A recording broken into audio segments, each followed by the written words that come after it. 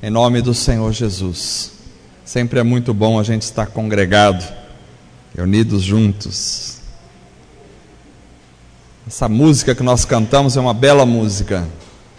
É uma música de muita responsabilidade.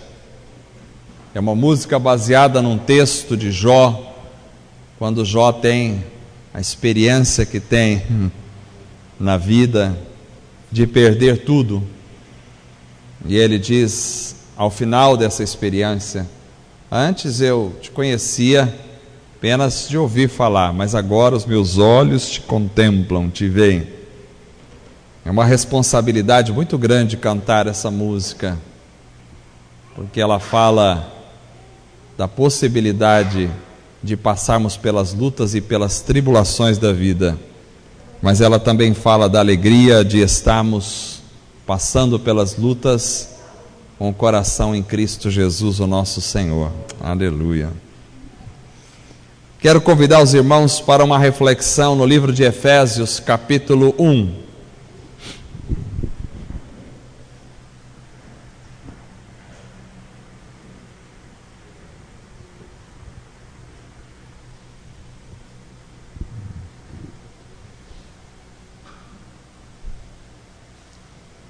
Efésios capítulo 1, nós vamos ler do verso de número 3 até o verso de número 14.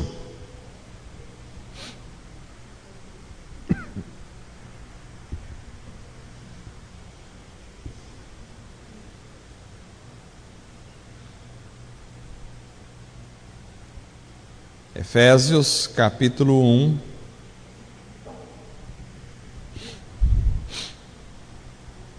do verso 3 até o 14, eu vou ler na minha nova versão internacional, você pode acompanhar na sua versão.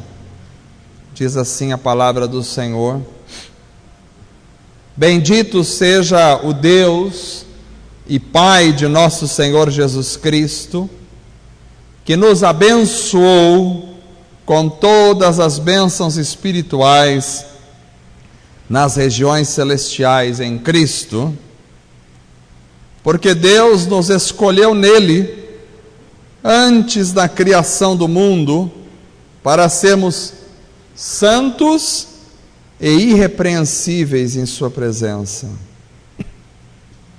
Em amor nos predestinou para sermos adotados como filhos, por meio de Jesus Cristo, conforme o bom propósito da sua vontade, para o louvor da sua gloriosa graça, o qual nos deu gratuitamente no amado.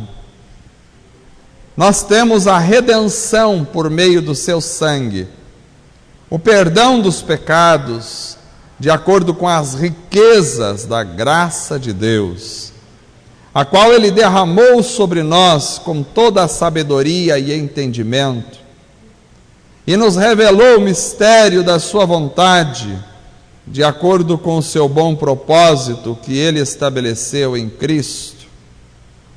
Isto é, de fazer convergir em Cristo todas as coisas, celestiais ou terrenas, na dispensação da plenitude dos tempos. Nele fomos também escolhidos, tendo sido predestinados conforme o plano daquele que faz todas as coisas segundo o propósito da sua vontade, a fim de que nós, os que primeiro esperamos em Cristo, sejamos para o louvor da sua glória. Nele, quando vocês ouviram e creram na palavra da verdade, o evangelho que os salvou, vocês foram selados com o Espírito Santo da promessa, que é a garantia da nossa herança, até a redenção daqueles que pertencem a Deus, para o louvor da sua glória. Amém. Maravilhoso texto. Vamos orar. Queria colocar em oração João, que está pregando numa outra igreja. Hoje ele foi convidado para pregar e pediu oração dos irmãos. Quero orar pelos irmãos demais que estão viajando, Luiz Fernando, Pablo, Michele e outros irmãos que não puderam estar conosco esta noite. Oremos ao Senhor. Graças te damos, ó Pai, por tudo que o Senhor tem nos dado. Graças pelo teu amor, pela tua paz, pela tua misericórdia. Ó Deus amado, nós queremos te louvar pela tua palavra que foi lida esta noite. Tua palavra é poderosa, transformadora, pode mudar a nossa realidade pessoal, pode nos dar um norte na vida, pode mudar a nossa mente, limpar o nosso coração. Pedimos que a tua palavra venha agir em nossa vida. Pedimos que o Senhor nos abençoe na exposição da tua palavra. Que ela venha, ó Deus, para de alguma forma corrigir, ensinar, nos levantar para a glória do Senhor. Ó Deus amado, pedimos a tua bênção sobre a vida do nosso irmão João, que está pregando em outro local. Que o Senhor esteja com ele, fortalecendo, dando graça, sabedoria, discernimento do teu Espírito. Pedimos a tua bênção sobre Luiz Fernando, Michele, o Pablo, os demais irmãos que estão viajando, que não puderam estar conosco esta noite. Abençoa a tua igreja, ó Pai, que cada um de nós possamos viver na graça, na comunhão do teu Espírito Santo. Que essa palavra pregada esta noite venha falar ao nosso coração, venha transformar a nossa vida, venha nos dar discernimento, venha nos dar sabedoria para viver. Nós pedimos, Senhor, que seja assim, em nome de Jesus. Amém.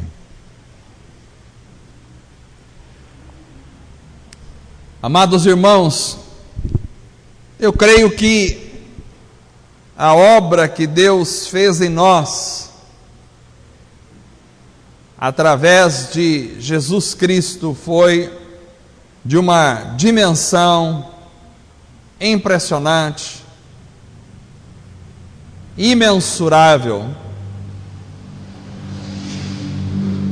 Por isso eu gostaria de pensar um pouquinho com vocês sobre a obra que Deus fez em nossa vida através de Jesus Cristo. Precisamos nos atentar hoje para essa ação grandiosa de Deus e a sua obra realizada em nós. Talvez na sociedade em que vivemos, no mundo corrido em que nós estamos, nos muitos distrativos, em meio aos muitos distrativos aos quais nós somos submetidos, talvez a gente tenha pouco tempo para pensar na grandiosidade, na amplitude, na dimensão da obra de Deus em Cristo Jesus sobre a nossa vida. Eu não me canso de pensar sobre isso, e quanto mais eu penso na obra de Deus, e quanto mais eu estudo sobre a obra de Deus na nossa vida, mais eu fico impressionado, mais eu fico deslumbrado, mais eu fico apaixonado por aquilo que Deus fez por nós e em nós, através de Cristo. Infelizmente, muita gente padece por não conhecer o que Deus fez por ele.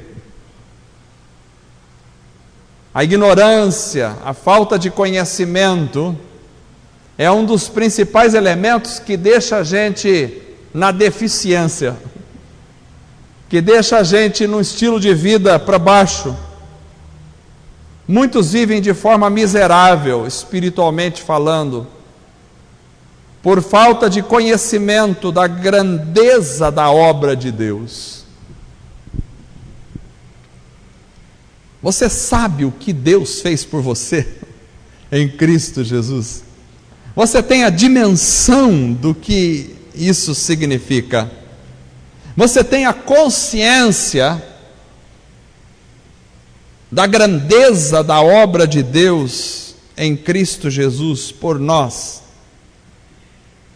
Eu não estou falando desses chavões que nós no mundo evangélico utilizamos, que são verdades, sim, mas que por meio do uso, às vezes são empobrecidos do conteúdo. A gente fala sem nem pensar no que isso significa. Jesus morreu por nós na cruz. Jesus nos deu a salvação, a vida eterna. Isso tudo é verdade e é maravilhoso. Mas de tanto a gente repetir frases assim, elas acabam se tornando às vezes tão somente jargões repetitivos do nosso linguajar evangeliquez, e que muito pouco talvez nos falam a respeito dos conteúdos, da grandiosidade da coisa, do que realmente aquilo significa. Eu tenho tentado minimizar ao máximo as frases de efeito, as frases feitas, frases de conteúdo, os jargões do meio evangélico, porque, via de regra, de tanto repetir isso, eu repito sem nem pensar no que estou falando. O que é que Deus fez por nós? Eu quero enfocar hoje uma pequena faceta disso. Se fôssemos falar tudo o que Deus fez por nós, talvez 40 anos de pregação seria insuficiente. Mas por enquanto que Deus nos dá a oportunidade de refletir nessas grandiosidades e assim transformar a nossa vida a partir dessas reflexões, eu quero começar a sempre dissecar algumas coisas. O que é que Deus fez em Cristo Jesus por nós? Esse texto de Efésios é maravilhoso. Esse texto de Efésios, para mim, Efésios é um dos livros mais fantásticos e enigmáticos do Novo Testamento. Romanos e Efésios estão entre as grandes obras literárias da vida espiritual de Paulo. O que é que Deus fez em Cristo por nós?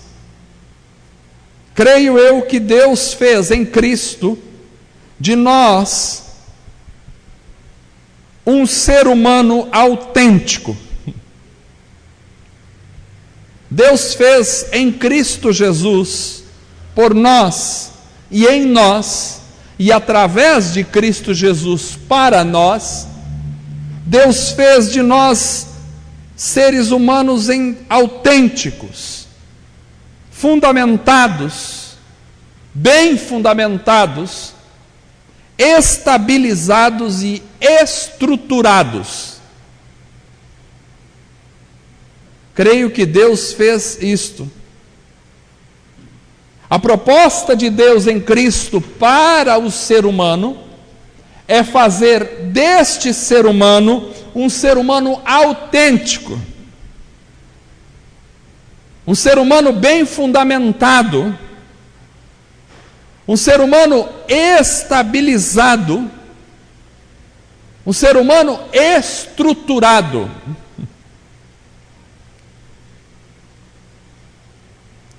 Eu vou citar aqui alguns elementos que para mim são importantes para se constituir um ser humano estabilizado, estruturado, ou seja, o projeto de Deus para o homem. É claro que muitos desses elementos que eu vou elencar aqui, vocês vão ver que nem todas as pessoas têm. E isso não faz delas menos seres humanos. Mas por causa do pecado, nós como seres humanos ficamos no prejuízo em relação àquilo que Deus tem para nós. Por causa do pecado, nós não conseguimos viver como seres humanos integralmente o que seria um ser humano idealizado por Deus. Mas Cristo veio resgatar para nós essa possibilidade de vivermos integralmente como seres humanos autênticos à nossa humanidade.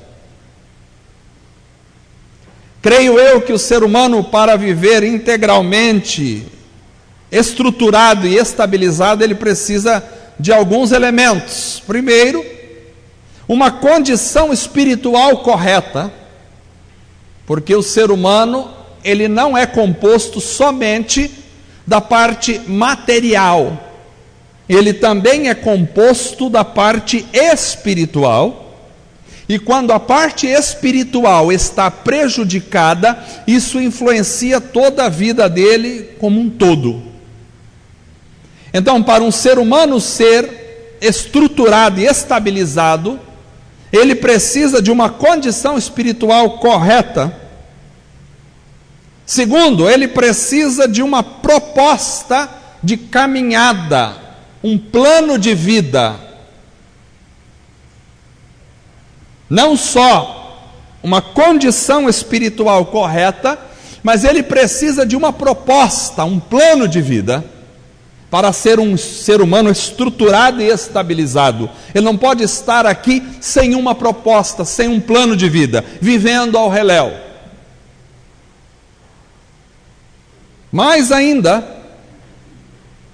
para expressar a sua humanidade de forma estruturada e autêntica, o ser humano precisa de uma constituição social, familiar adequada.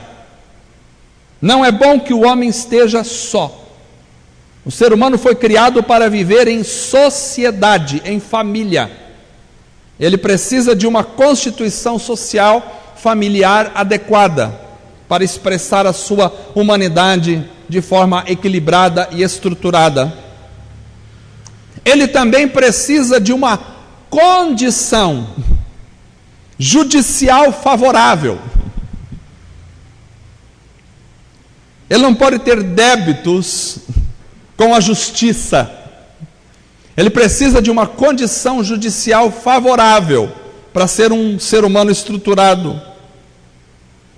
Além disso, ele precisa de recursos. Sem recursos ele não consegue. Precisa de recursos. Mas ainda precisa de conhecimento essencial. Sem conhecimento essencial, ele não consegue expressar a sua humanidade de forma equilibrada, estruturada, integral. Além disso, ele precisa de objetivos na vida. Um ser humano sem objetivos é um ser humano que está com alguma deficiência na sua humanidade. Ele não deixou de ser ser humano, ele não é menos ser humano, mas ele não consegue expressar o ideal que Deus estabeleceu para ele como ser humano integral aqui na terra. Em último lugar, um ser humano, para ser estruturado, ele precisa de garantias para a sua segurança.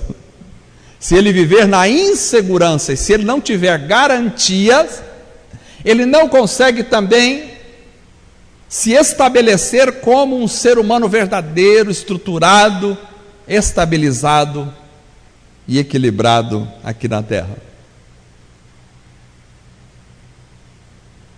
Então, creio eu que nesse texto de Efésios, Deus nos mostra que Ele mudou em Cristo a nossa condição espiritual, nos dando uma condição espiritual correta e favorável. Creio que Deus em Cristo nos deu uma proposta de caminhada, ou seja, um plano de vida, como viver. Em Cristo, Deus também nos deu uma constituição social, familiar adequada. Em Cristo, Deus nos deu uma condição judicial favorável. Em Cristo, Deus nos deu recursos, nos deu conhecimento essencial para viver, nos deu objetivos de vida e nos deu garantias para a segurança.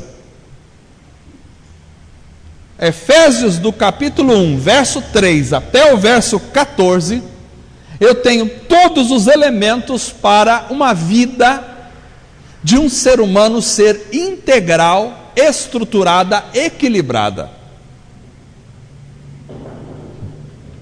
Pela quantidade de coisas aqui, já deu para vocês perceber que isso aqui é um estudo para um mês. Daria para a gente ficar um mês. Mas fiquem tranquilos, vocês não vão ficar um mês sentados aí, esperando eu falar. Eu vou expor os elementos básicos aqui, e você vai, com a graça de Deus, digerir isso durante a semana. Gostei que o Emerson colocou aqui, que ele ficou digerindo a palavra de domingo durante essa semana. Acho que deve ser uma prática da igreja, a gente viver digerindo aquilo que a gente ouve, não perder aquilo que a gente ouve. Então, em primeiro lugar, Deus nos deu em Cristo uma condição espiritual correta. Verso 3 que nós lemos diz: bendito seja o Deus e Pai de nosso Senhor Jesus Cristo, que nos abençoou com toda sorte de bênçãos espirituais nas regiões celestiais em Cristo. Aleluia. Só isso aqui eu tinha vontade de falar a noite inteira. Que maravilha! Preste atenção, você já é abençoado em Cristo Jesus. Eu não faço culto da bênção. Não porque eu acho que é errado fazer culto da bênção, porque eu acho que as pessoas não são abençoadas no culto da bênção. Mas eu não faço um culto específico da bênção, porque eu sei que todos nós já somos abençoados. E todo o culto e reunião da igreja, e todo momento que a igreja se expressa de alguma forma, esse momento não vem sem bênçãos, porque nós somos abençoados. Você é abençoado. Você já é abençoado. Presta atenção, você não será abençoado.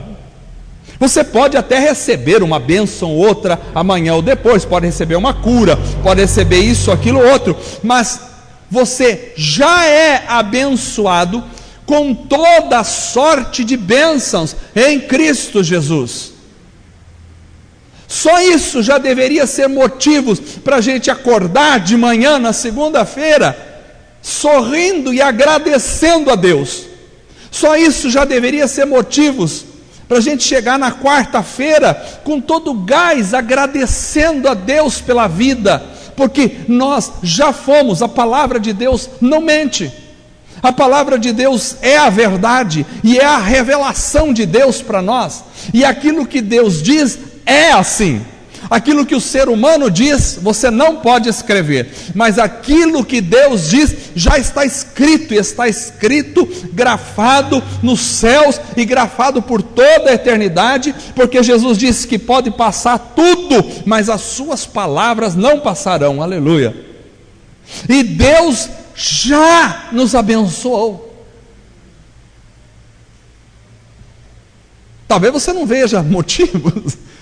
Talvez eu não veja, Maurício, mas eu estou desempregado, meu carro quebrou ontem, meu filho ficou doente, está com a doença desse jeito do outro, eu não almocei hoje que eu gostaria de comer, tive que comer macarrão sem molho, macarrão seco hoje de manhã, eu tenho que pagar amanhã um aluguel altíssimo, eu não tenho dinheiro, meu salário é um salário mínimo. Presta atenção, você já é abençoado com toda a sorte de bênçãos nas regiões celestiais. Cristo já te deu, mesmo que você tenha falta de alguma coisa, mesmo que você não consiga adquirir alguma coisa que você deseja aqui na terra. Todas as coisas que nós temos aqui na terra são absolutamente passageiras. inclusive a nossa fome. A gente come e daqui a pouco já está com fome outra vez, porque passa a fome, mas daqui a pouco já vem a fome de novo. As nossas vontades são absolutamente passageiras, as coisas que a gente tem, tudo passa. Então, Deus já nos abençoou com realidades eternas, que jamais hão de passar, e que estão muito, infinitamente acima de qualquer outra coisa que a gente possa adquirir ou obter aqui na terra. Nós temos a bênção da paz no coração, nós temos a bênção da alegria no coração, nós temos a bênção da comunhão com Deus na vida, nós temos a bênção da paz de espírito, nós temos a bênção da certeza de vida eterna, nós temos a bênção da possibilidade de olhar para esse mundo e ver a grandiosidade da obra de Deus, nós temos a bênção de estabelecer relacionamentos autênticos entre nós, nós temos a bênção de gozar da alegria do Espírito Santo na nossa vida. Vocês querem bênçãos maiores do que essa? Nós temos a bênção de sabermos que somos de Deus, filhos de Deus, aleluia. Ele já nos abençoou, é passado aqui, já foi feito, é seu. Se você está em Cristo, você já é abençoado com toda sorte de bênçãos. Aleluia. Então ninguém pode sair daqui reclamando da vida, nem eu e nem vocês, porque nós já somos abençoados. Ninguém pode sair daqui com um sentimento de coitadinho, coitado de mim, sou o mais miserável do último, não sei o que, porque ninguém olha para mim, que Deus esqueceu de mim, porque Deus não me atende a minha oração, porque Deus abençoa todo mundo e não me abençoa. Ninguém pode dizer isso, porque é contra a palavra, e a palavra de Deus é a verdade. O meu sentimento pode ser enganoso, o meu coração pode ser enganoso, as minhas convicções podem estar erradas, o que eu vejo pode não ser a realidade, mas a palavra de Deus é a verdade, e a palavra de Deus diz que nós já fomos abençoados. Então nós temos uma condição espiritual correta diante de Deus, é uma condição não de amaldiçoados, é uma condição de abençoados. A palavra abençoado também significa aprovado. Somos aprovados por Deus. Bem-aventurados, felizes, abençoados, aprovados. Condição espiritual correta. Primeira condição para a humanidade integral. Segundo, além de dar-nos uma condição espiritual correta, Deus também nos dá uma proposta de caminhada, um plano de vida. A gente faz muitos planos, e muitas vezes os nossos planos de vida se perdem no meio da história, mas Deus nos dá um plano de vida, Deus nos dá uma forma de viver, uma forma tremenda. Verso 4 diz: porque Deus nos escolheu como igreja. Não escolheu você individualmente e largou o outro para o inferno, não. Deus nos escolheu como igreja, nos escolheu nele, em Cristo, antes da criação do mundo. Para quê? Para que Deus nos escolheu?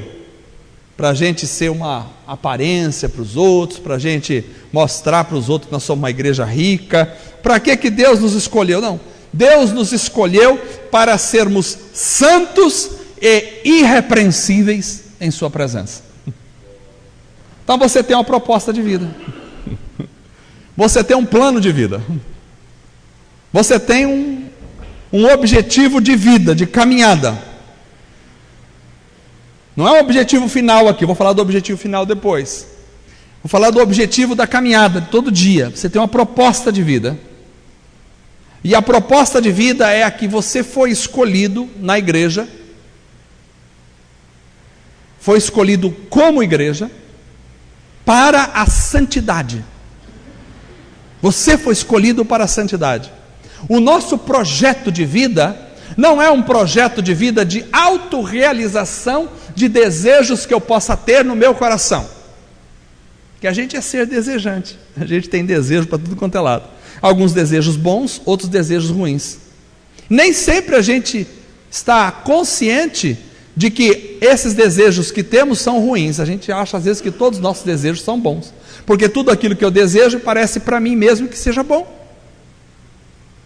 Então a proposta de vida não é você viver para os seus desejos, porque os seus desejos são enganosos. Deus não nos fez para que possamos satisfazer as vontades que vêm na nossa vida. Estou com vontade de comprar um carro zero, então vou lá e compro, pronto. Estou com vontade de comer tal tipo de comida, vou lá e como, pronto. Isso estou fazendo, estou realizando a minha vida. É isso aí, para isso que eu vim, para realizar as minhas vontades. Não, isso aí não é vida. Tem um plano de vida superior. O plano de vida superior é a busca pela santidade e perfeição. Fomos escolhidos para sermos na vida santos e irrepreensíveis na presença de Deus. Presta atenção, ser santo não significa naquele conceito que as pessoas têm. Porque em geral o conceito de ser santo que se tem por aí é de uma pessoa que nem vive nesse mundo, vive numa outra esfera, não conversa com ninguém, vive fechado dentro de um quarto, numa montanha, morando sozinho, um ermitão no deserto, vive sem expressar nada na vida, vive ali naquela condição, não fala com ninguém e vive cantando músicas fúnebres. Esse é o santo. Isso não é santo. Esse é alguém que perdeu o juízo mental. Santo não é assim. Santo é alguém que primeiro entende que Jesus Cristo o santificou na cruz do Calvário, e que a partir da santidade de Cristo Jesus na cruz do Calvário sobre ele tem agora poder para viver evitando o pecado, se abstendo do pecado, fugindo do pecado, rejeitando o pecado, e isso é uma vida em santidade. Nós fomos escolhidos, e o nosso plano de vida, o nosso projeto de vida é vivermos dia após dia, rejeitando o pecado e nos assim santificando para Cristo Jesus, porque essa é a vida mais deliciosa que existe. A vida mais prazerosa que tem não é a vida no pecado. O pecado pode trazer prazeres para nós, mas ele cobra um preço muito alto depois. E esses prazeres que o pecado nos traz são coisas absolutamente passageiras, que são doces ao primeiro paladar, mas são absolutamente amargos quando são ingeridos por nós. Por isso a humanidade está cada vez mais insatisfeita, os níveis de suicídio no mundo só aumentam, porque as pessoas fazem o que elas querem fazer e descobrem que fazendo o que elas querem fazer, o prazer é tão momentâneo que precisa se fazer cada vez mais até chegar a um ciclo onde você não tem mais o que fazer a não ser morrer. Essa não é a vida que Deus programou para nós. A vida que Deus programou para nós é uma vida maravilhosa, onde você vai rejeitando aquilo que não presta, e o que é pecado não presta, você vai rejeitando, vai se purificando daquilo, e Deus vai te dando graça para você rejeitar aquilo que é dentro de você que é ruim, e aquilo que é fora de você que é ruim, e Deus vai te dando graça, e você vai se parecendo com Cristo, e a alegria do Espírito vai invadindo o seu coração dia após dia.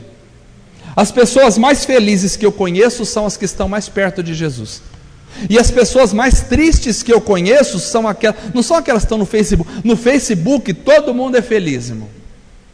Facebook todo mundo está alegre. Ninguém tira uma foto e coloca uma foto de cara fechada, não. Já viram foto de cara fechada no Facebook? Não, ninguém tira aquilo. Todo mundo sorri, tira uma foto sorrindo e coloca no Facebook. Não é esse tipo de alegria plástica, artificial que eu estou falando. É a alegria verdadeira de viver. O camarada está lutando com o outro, está matando, está xingando, falando um palavrão. Vamos tirar uma foto do Facebook. Para tudo, dá uma risadinha, tira a foto, põe lá num lugar bem paradisíaco assim, e todo mundo fica olhando. Nossa, como esse fulano é feliz. Todo mundo é feliz no Facebook, mas na realidade ninguém é feliz. Só tem felicidade em Cristo Jesus. A felicidade verdadeira só está em Cristo. Você pode ter momentos felizes, mas esses momentos felizes sem Cristo, eles são absolutamente passageiros. Então Deus nos dá uma proposta de caminhada, um plano de vida. Mais ainda, Deus em Efésios nos diz que em Cristo Jesus, Ele nos dá também uma constituição social, familiar adequada, porque o verso 5 diz que em amor, Deus nos predestinou, a igreja, para sermos adotados como filhos, por meio de Jesus Cristo, adotados como filhos, condição familiar, conforme o bom propósito da sua vontade, para o louvor da sua gloriosa graça, a qual nos deu gratuitamente no amado. Então Deus nos deu uma condição social familiar adequada. Por mais que talvez você tenha uma família do ponto de vista natural que possa ser desestruturada, um pai que saiu de casa, uma mãe que não cuida dos filhos, um irmão que está envolvido com as drogas, alguém que você vê que a família sua talvez possa ser desestruturada do ponto de vista social, mas Deus nos inseriu numa família maior que a nossa família aqui na terra. A nossa família na terra é importante. A nossa família é fundamental para a constituição humana. Porém, nossa família foi manchada pelo pecado. As famílias na terra foram manchadas pelo pecado. É por isso que você tem pai lutando contra filho, filho lutando contra pai.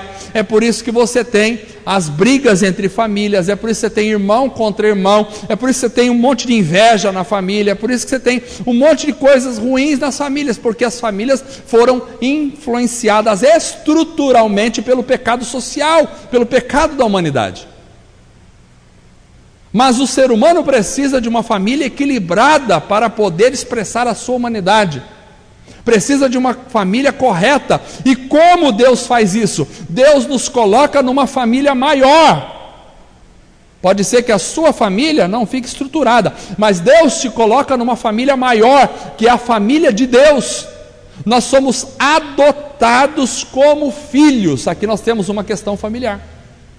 A nossa família na terra é apenas sombra da família celestial. Deus nos adotou como filhos em Cristo Jesus. Por isso agora nós estamos estruturados do ponto de vista familiar. Ninguém aqui pode dizer, eu não tenho família, eu sou jogado no mundo, ninguém pode dizer isso. Talvez a sua família terrena não seja a família mais exemplar de todas, mas você está inserido numa família perfeita, que é a família espiritual, que é a família que vai perdurar, porque um dia a tua família se desfaz. Um dia o pai morre, um dia a mãe morre, um dia o filho sai de casa, morre o filho, morre a filha, a família vai se desintegrando. Aqui na terra, a família vai se dissolvendo. Então quem está enraizado só na família da terra, começa a entrar num desespero, quando vê que a família não pode ser preservada perpetuamente. Porque naturalmente os anos vão passando e a gente vai ficando velho, como vocês sabem, e a família vai perdendo seus laços, vai se desestruturando. Vão morrendo os patriarcas, vão morrendo o pai, a mãe, e depois que os nossos pais morrem, os próximos, naturalmente somos nós, e a gente vai passando, a família, os nossos filhos vão ficando, depois os nossos netos, mas a coisa vai se desfacelando, porque a família aqui na terra é sujeita a essas fragilidades da humanidade, mas nós não estamos enraizados na família da terra, a nossa raiz está na família celestial. Nós temos um Pai, e Jesus nos ensinou a chamar Deus de Pai. Ele disse: vocês orem assim: Pai nosso que estás no céu. Então Deus é nosso Pai. Por quê? Porque nós fomos adotados por Deus numa família celestial. Então em Cristo nós temos o essencial para sermos seres humanos estruturados, porque nós fomos inseridos numa família adequada, graças a Deus.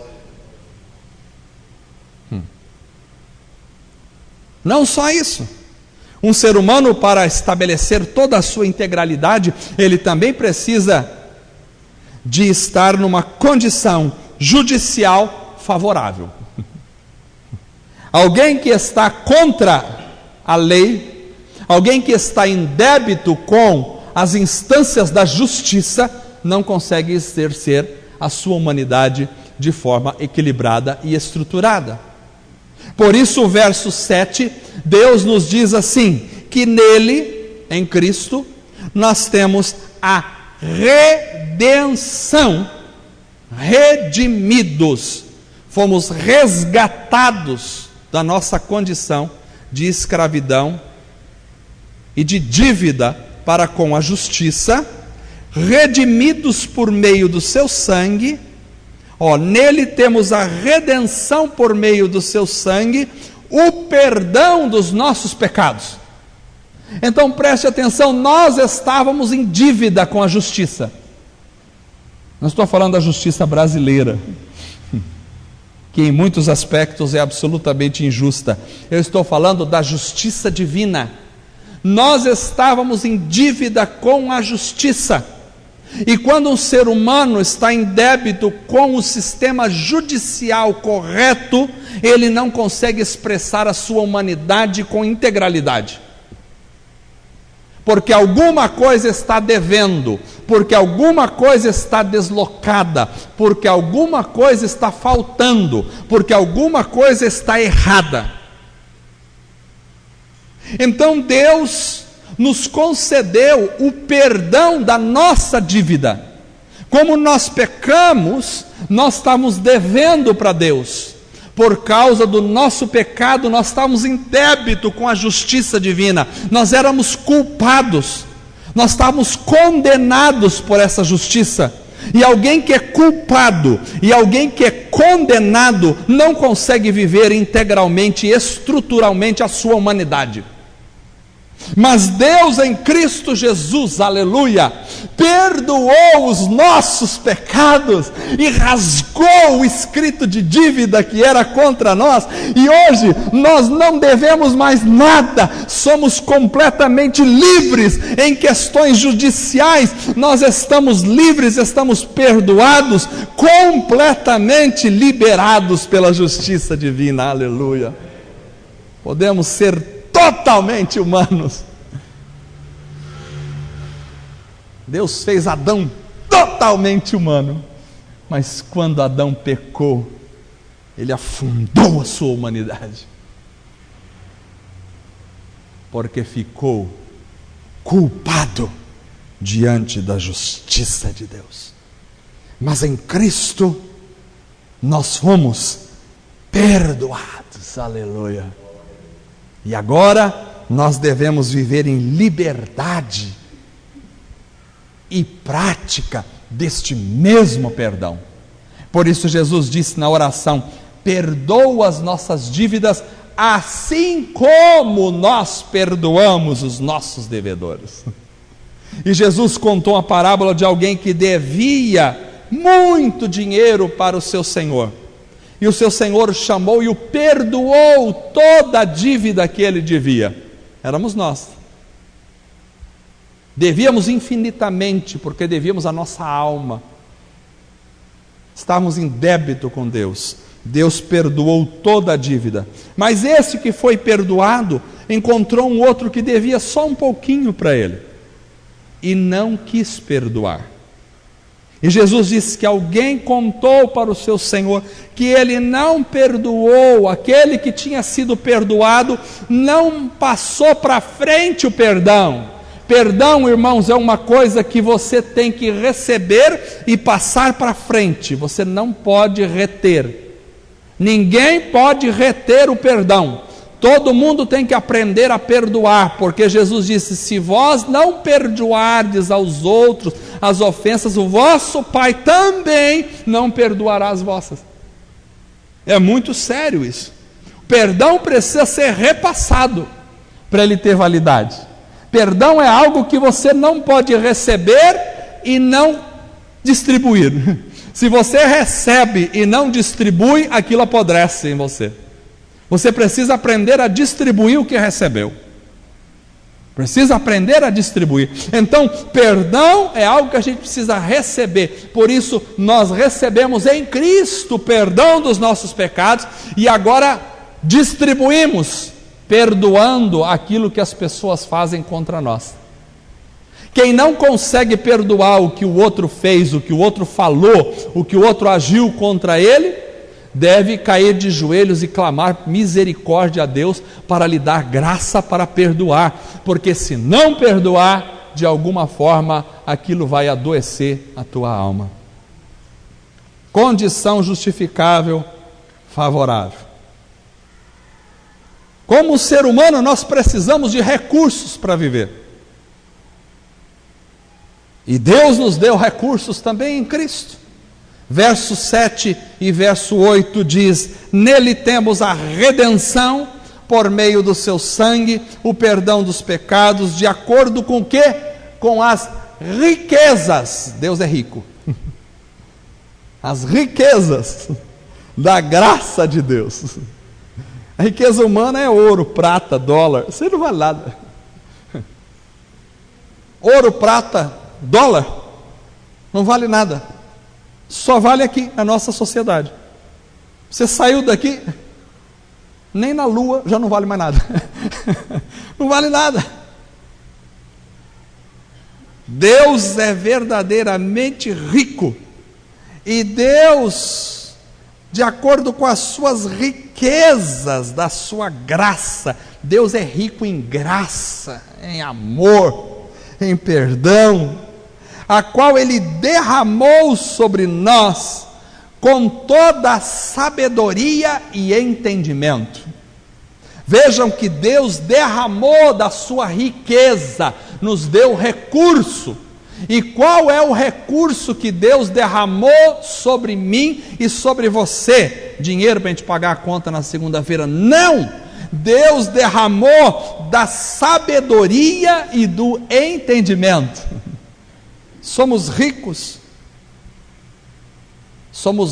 da sabedoria e do entendimento de Deus para a nossa vida, do entendimento do que é o mundo, do que é a vida, porque quando a gente não tem entendimento do que é a vida, do que é o mundo, do que é o ser humano, a gente é miserável espiritual.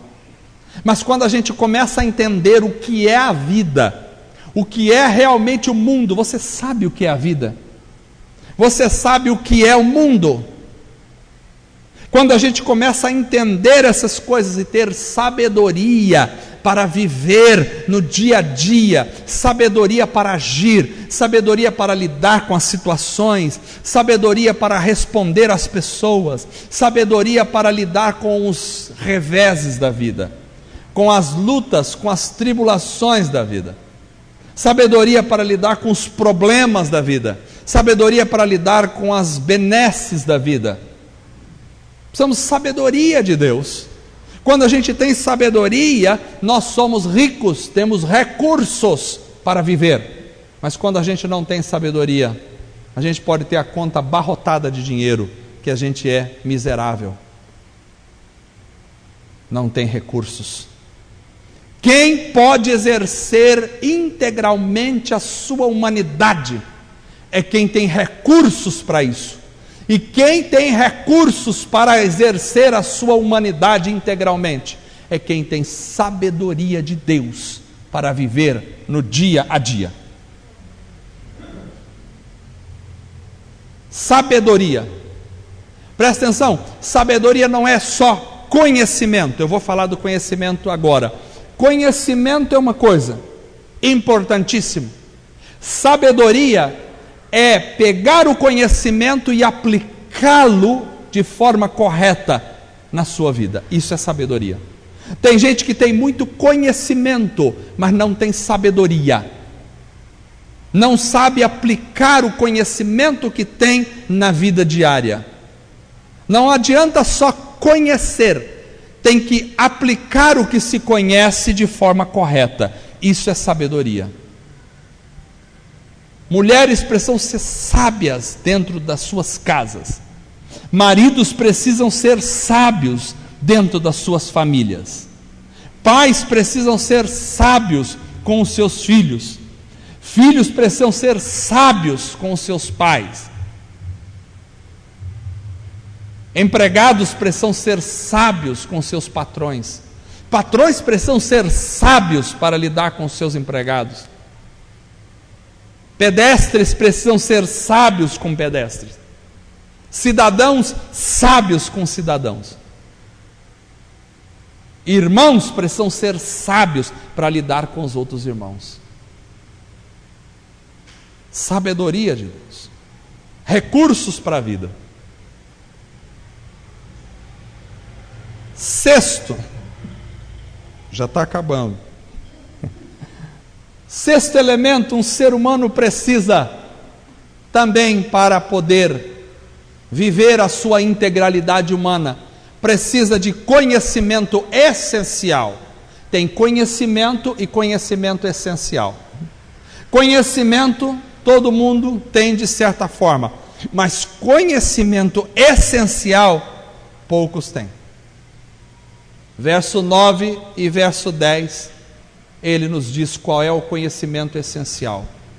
E nos revelou, se revelou é porque não tinha como a gente saber pela nossa própria sabedoria humana. Precisou de revelamento divino.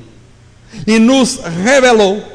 Revelou o quê? O mistério da sua vontade. Mistério, aquilo que foi guardado oculto durante séculos. Ele revelou finalmente, senão o homem não teria como saber. Revelou o mistério da sua vontade, de acordo com o seu bom propósito que ele estabeleceu em Cristo. Isso é, qual é a vontade de Deus? De fazer convergir em Cristo todas as coisas celestiais e terrenas na dispensação da plenitude dos tempos. Somos conhecedores do mistério de Deus. Qual é o mistério de Deus? O mistério de Deus é que tudo converge para Jesus. Jesus é o centro da vida. Jesus é o centro do ser humano. Jesus é o centro do propósito de Deus. Jesus é o centro da criação. Jesus é o centro dos meus projetos. Jesus é o centro da igreja. Jesus é o centro do passado, presente e futuro. Tudo converge para Jesus. Tudo converge para Cristo. Esse era o mistério de Deus, que tudo, o Antigo Testamento convergia para Jesus, e o Novo Testamento converge para Jesus. Tudo é para Cristo, porque Paulo diz, é tudo dele, por ele e para ele. Quando eu entendo isso, que eu não sou o centro do universo, é conhecimento essencial isso aqui. Quando eu entendo que eu não sou o centro da minha vida, que eu não sou o centro da minha família, que meus filhos não são o centro da minha vida, que minha esposa não é o centro da minha vida, que meu marido não é o centro da minha vida, que meu emprego não é o centro da minha vida, que nem mesmo a minha igreja é o centro da minha vida. Quando eu entendo que Cristo é o centro da vida, porque tudo converge para Ele, eu começo a adquirir o conhecimento essencial para ser um ser humano integralmente, verdadeiramente e corretamente. Porque um ser humano que tem a si mesmo como centro da sua vida, ele está desvirtuado, ele está desequilibrado, ele está deficiente. Ser humano só é ser humano verdadeiramente em sua integralidade proposta quando ele reconhece Cristo como o centro da vida e ele gira em torno de Cristo, porque tudo é de Cristo e para Cristo. Então não é a minha vontade, porque eu não sou o centro, é a vontade de Cristo. Não é o que eu acho, porque eu não sou o centro, é o que Cristo acha. Não é o que eu quero, porque eu não sou o centro, é o que Cristo quer. Não é a minha palavra, porque eu não sou o centro, é a palavra do Senhor. Por isso a oração do Pai Nosso é: seja feita a tua vontade, não a minha. Seja feita a tua vontade, assim na terra como no céu, porque Deus é o centro. Às vezes a minha vontade é chutar a coisa, às vezes a minha vontade é botar tudo a perder, às vezes a minha vontade é dar aquela resposta atravessada, às vezes a minha vontade é fazer a coisa desse jeito, mas aí eu olho e a vontade de Deus é outra. A vontade de Deus é: ama o seu inimigo. Se alguém obriga você a ir 1 quilômetro, vai 2, vai 1 de grátis para ele. Se alguém toma a tua túnica, a tua vontade é pegar um porrete talvez e dar na cabeça dele e tomar até a túnica dele, não é isso? Mas Deus diz: a minha vontade não é essa. Quem é o centro? Tudo converge para Cristo. A vontade dele é de que se alguém toma a tua túnica, dá também a capa para ele levar. A minha vontade é: se o meu inimigo tiver com fome, que morra de fome. Se tiver com sede, que colhe a língua no céu da boca dele, até morrer, porque é meu inimigo, que é o meu mal. Mas a vontade de Deus: se o teu inimigo tem fome, dá-lhe de comer. Se teu inimigo tem sede, dá-lhe de beber. A vontade minha é: se alguém fala mal de mim, eu vou procurar, deve ter brecha na vida dele. Todo mundo tem brecha na vida. Eu vou encontrar a brecha e vou publicar no Facebook. Todo mundo vai saber, vai estampar para todo mundo. A minha vontade é essa, mas a vontade de Deus é: se alguém fala mal de você, fale bem dessa pessoa. Porque tudo converge para... Este é o conhecimento essencial que muita gente não tem.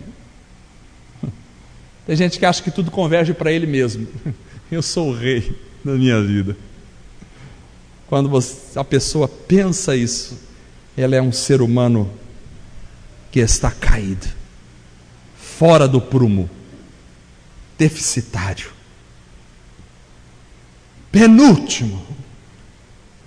Não só isso, um homem, um ser humano precisa também de objetivos. Objetivo. Qual é o seu objetivo da vida? Eu não disse plano agora de viver todos os dias, mas objetivo máximo da tua vida. Qual é? Não é o seu itinerário. O seu itinerário é o itinerário da santidade a cada passo. Mas esse itinerário existe porque tem um objetivo à vida. Qual é o seu objetivo de vida? Tem gente que acha que o objetivo de vida dele é ficar rico. O outro acha que o objetivo de vida dele é chegar a sentar na cadeira presidencial da República. Esse não é o objetivo de vida nobre, embora possa ser importante no mundo social.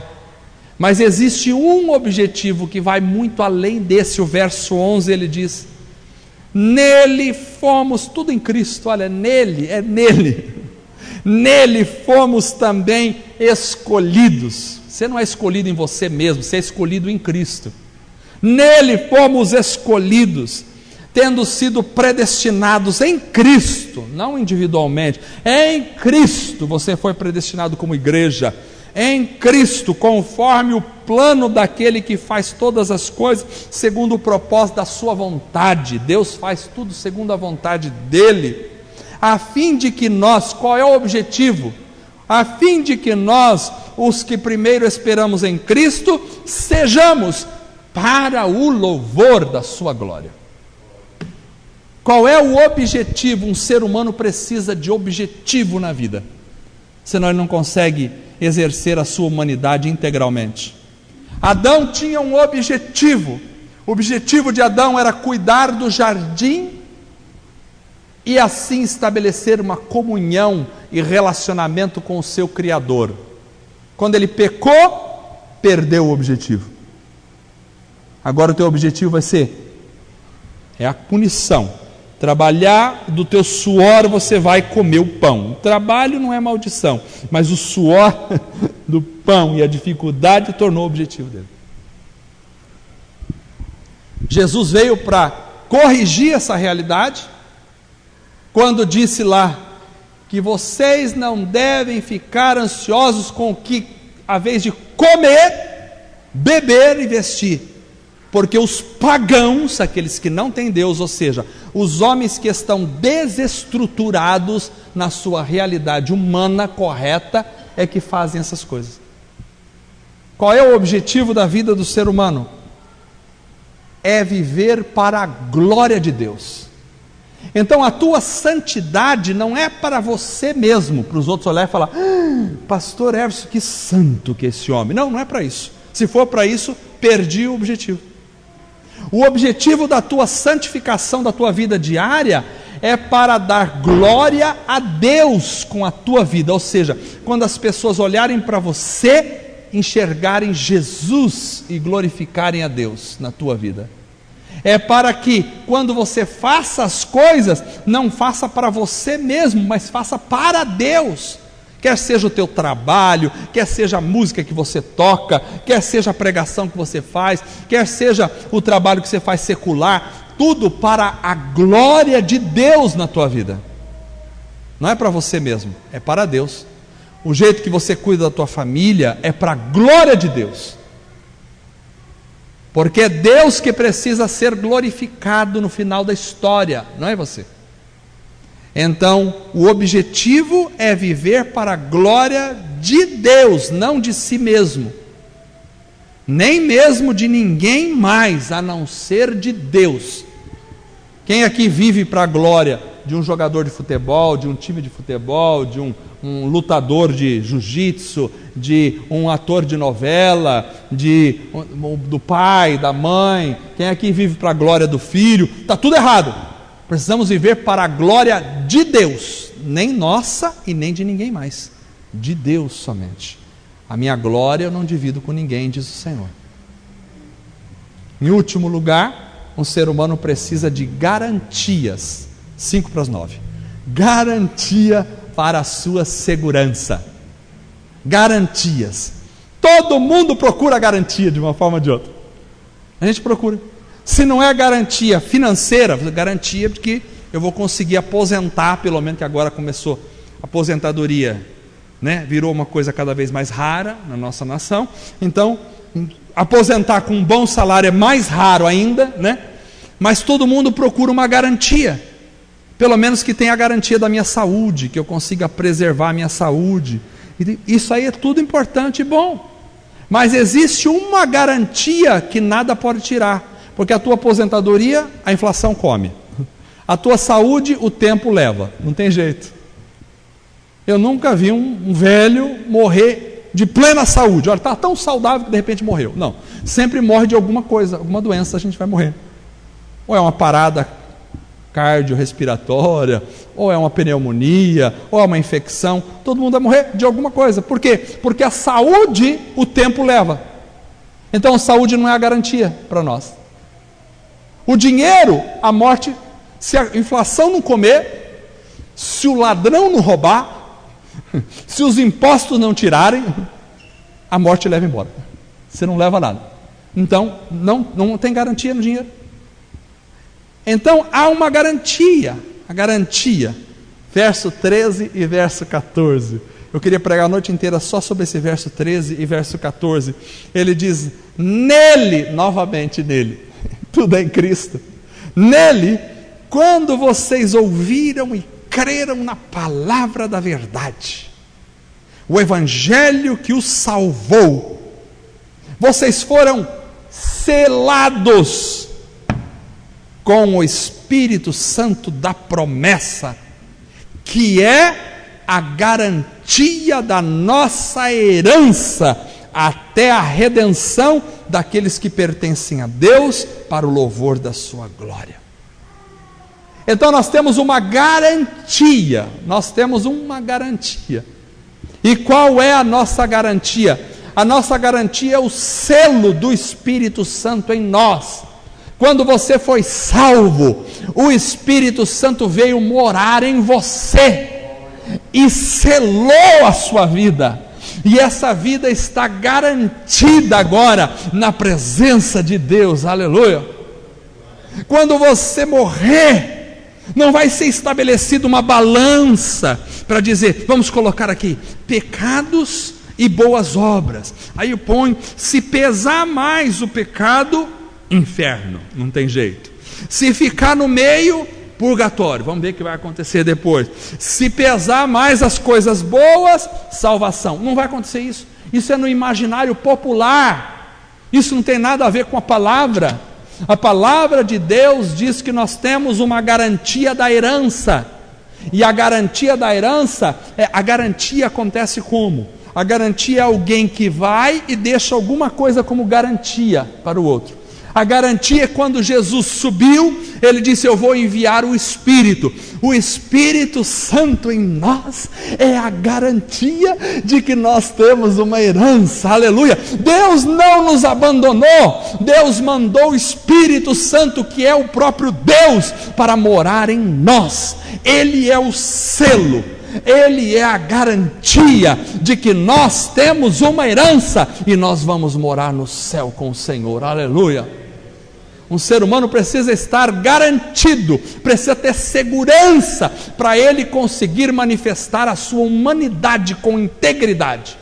Sem segurança, a gente fica manco, a gente vai ficando desequilibrado como ser humano. Não estou falando fisicamente, estou falando essencialmente. A gente vai ficando desequilibrado e a gente não consegue exercer a nossa humanidade corretamente e estruturalmente. Mas quando a gente está garantido, aleluia, Jesus nos ensinou a aprender com as crianças.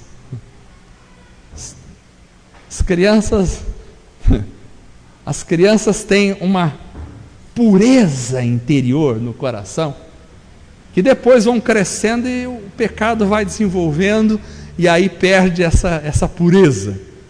Mas a criança, ela tem algumas garantias, e uma das garantias da criança é a família, é o pai, é a mãe. Me lembro que a Carla compartilhou comigo que o Miguel chegou para ela e disse assim, mãe, por que quando eu deito na sua cama, eu venho deitar na sua cama, eu me sinto como se eu pudesse cair de 10 metros, que nada ia me acontecer, mais ou menos assim. Ele disse, demonstrou a sua segurança, só por estar na cama da mãe. Se eu deitar no seu lado, como se eu estivesse caindo de 10 metros, que não ia acontecer nada comigo, eu me sinto assim. A criança tem garantia, porque ela confia plenamente no pai e na mãe. Eu falei para a Carla, mal sabe eles que a gente é tão frágil, que a gente não consegue dar conta nem da nossa própria vida. A gente pode estar aqui agora e de repente, cair morto no chão, e ninguém poder fazer nada por eles. Mas a criança nos ensina a confiança no pai. Quando você está garantido, a gente vai crescendo e a gente perde essas garantias, porque aí a gente vai vendo, vai perdendo aquela inocência, e a gente vai vendo que o nosso pai é tão frágil quanto nós. Aliás, ele é mais frágil que nós, porque ele vai morrer primeiro ainda, via de regra. A gente vai vendo que ele vai envelhecendo, a mãe vai envelhecendo, a gente vai vendo que uma casa não consegue ficar tão segura, que de repente entra um bandido numa casa, entra pela janela, entra pela porta dos fundos, arromba a porta da sala, a gente vê que alguém sequestra o outro, a gente vai perdendo as garantias e a segurança, a gente vai ficando trêmulo, e aí não conseguimos expressar mais a nossa humanidade, porque a gente perdeu as nossas garantias. Mas Deus, sabendo disso, deixou uma garantia. O Espírito Santo é a nossa garantia, é a segurança, e está em nós, habitando na nossa vida. Aleluia! Você pode voltar a ficar tranquilo. Por isso Jesus diz: não tema aqueles que podem matar o corpo, mas não podem fazer nada pela tua alma. O que perdura é a alma. Então nós temos a garantia em Deus. Isso nos dá segurança, e a segurança nos dá a paz, e essa paz nos faz exercer a nossa humanidade integralmente para a glória de Deus. Amém, meus irmãos? Vamos ficar em pé.